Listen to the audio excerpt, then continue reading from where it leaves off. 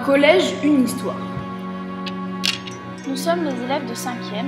Nous avons décidé, sur proposition de notre professeur d'histoire géo et EMC, de nous intéresser à l'histoire de notre collège.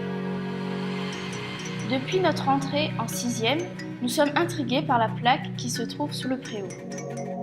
Il est inscrit « Collège de l'Espoir ». Des questions se posent à nous. Quel lien y a-t-il entre le collège Isidore-Pelage et le collège de l'Espoir ? Comment est-on passé du collège de l'Espoir au collège Isidore-Pelage ? Nous avons décidé de mener notre enquête. Pour répondre à nos interrogations, les intervenants à qui nous adressons nos remerciements nous ont apporté de précieux renseignements. Tout particulièrement, Madame Marie-Lucille Croisetu, habitante et personnalité très active au niveau de la commune, ancienne professeure au collège et faisant office de principale adjoint. Madame Julienne Lijean, ancienne élève du foyer et du collège, ancienne secrétaire du collège.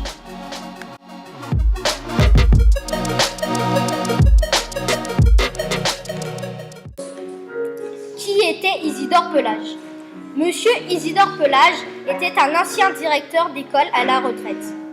Il fut commandeur des Palmes académiques et reçut la médaille de chevalier de l'ordre du mérite.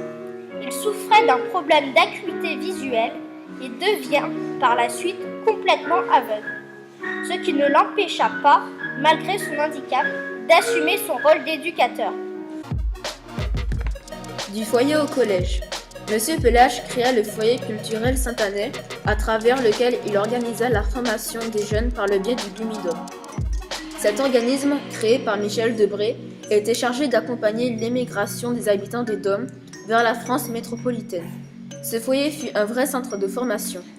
On y enseignait la sténographie, la dactylographie, la comptabilité, le français, l'anglais, les mathématiques, l'éducation physique et l'instruction civique enseignée par Monsieur Isidore Pelage lui-même.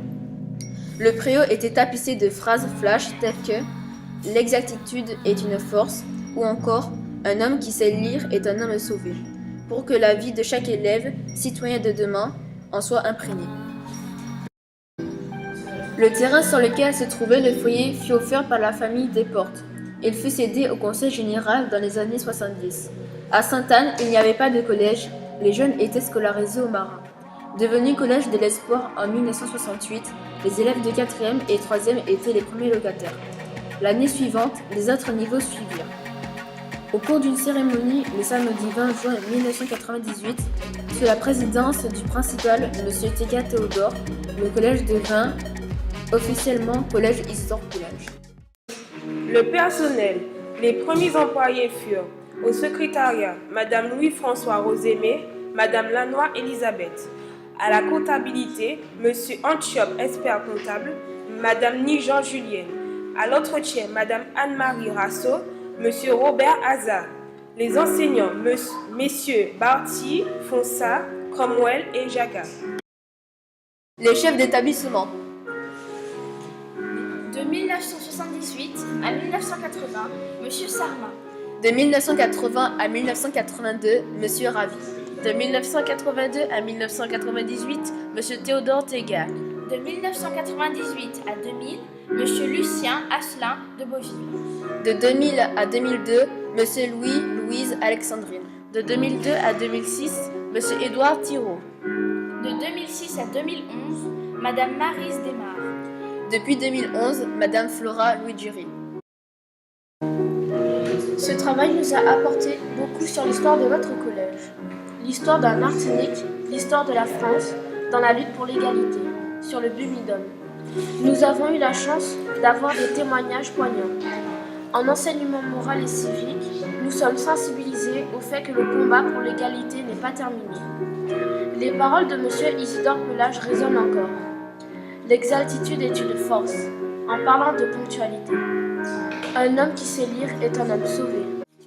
Et après, nous avons tenté de retrouver une photo de M. Isidore Pelage, afin de mettre un visage sur ce nom qui nous semblait si anonyme. Mais en vain. Nous ne désespérons pas. Des prolongements possibles. Réaliser une plaque au nom d'Isidore Pelage et pourquoi pas un buste. Nous remercions toutes les personnes qui nous ont aidés à donner vie à notre projet.